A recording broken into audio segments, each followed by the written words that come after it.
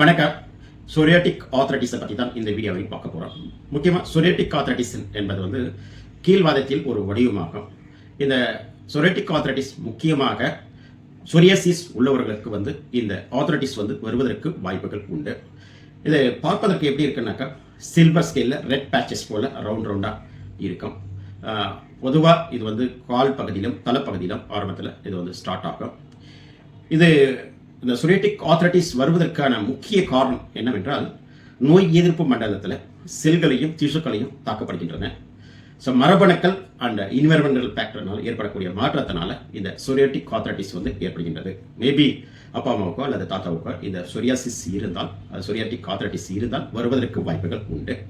இரண்டாவது, environmental factors, bacteria அந்த வைரஸ்னால் பாதிக்கப்பட்டு அது ட்ரிகர் ஆகி சொரியாட்டிக் ஆர்த்ரைட்டிஸ் வருவதற்கும் வாய்ப்புகள் உண்டு. இதனுடைய அறிகுறிகள் எப்படி இருக்கும் என்றால் நெயில்ஸில் இன்ஃப்ளமேஷன் வீக்கம் இருக்கும். அடுத்ததாக ஸ்மால் ஃபிங்கர்ஸில் அதிக வலி இருக்கும். குதிகால் வலி, முட்டி வலி, ஜாயின்ஸ் பெயின், இது போன்ற சிம்டம்ஸ் இருக்கும். அப்போ அந்த திசுக்களிலும் செல்களிலும் இன்ஃப்ளமேஷனை உண்டாக்குகின்றது. வீக்கத்தை உண்டாக்கும் போது ஜாயின்ஸ் பெயின்ஸ் இது போன்ற சிம்டம்ஸ் எல்லாம் ஸ்டார்ட் ஆகுது. இதற்கு தீர்வே இல்லையா என்றால் இன்டகிரேட்டிவ் மெடிசனில் அதிக சிகிச்சை முறைகள் இருக்கின்றன. இதை கண்டுக்காம விடும்போது காம்ப்ளிகேஷன் பார்க்கும்போது diabetes, hyper tension, cardiovascular disorder, metabolic syndrome இது போன்ற நாள்பட்ட நோய்களும் காம்ப்ளிகேஷனாக சேஞ்சஸ் ஆகிறதுக்கான வாய்ப்புகள் உண்டு. அப்போ இதை எப்படி ப்ரிவென்ஷன் பண்ணலாம், எப்படி கண்ட்ரோல் பண்ணலாம், மறுவாழ்வு கொடுக்கலாம் என்று பார்க்கும்போது இன்டகிரேட்டிவ் மெடிசனில் அக்கார்டிங் டு நேச்சுரோபதி படி பார்க்கும்போது ஃபர்ஸ்ட் ரிஜுவனேஷன் பாடியை சுத்திகரிக்கப்பட வேண்டும்.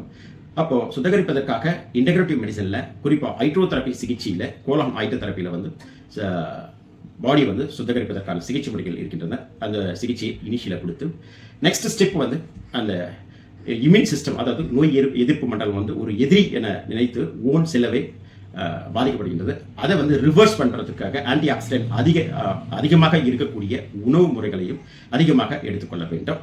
அடுத்தது அதனுடைய ஃபங்க்ஷனை அதிகப்படுத்துவதற்காகவும் அந்த மெரிடியன்ஸ், அதாவது ஓடுபாதை என்று சொல்லுவோம் அக்குபஞ்சரில், அந்த ஓடுபாதைகளை சரி செய்வதற்காக அக்குபஞ்சர் சிகிச்சையும் அண்ட் நியூட்ரிஷன் சேஞ்சஸ், நியூட்ரிஷன் தெரப்பியும் கொடுக்க வேண்டி இருக்கும்.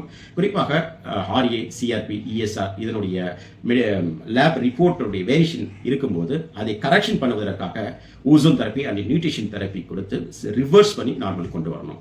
அப்போ இதனுடைய சிகிச்சையினுடைய டூரேஷன் 3 to 6 மந்தில் ரிவர்ஸ் பண்ணி நார்மலுக்கு கொண்டு வர முடிகின்றது. நம்ம ஹோலிஸ்டிக் வெல்னஸ் கேர் சென்டரில் அதிக பேஷண்ட்ஸ்க்கு ரிவர்ஸ் பண்ணி கொண்டு வந்திருக்கேன்.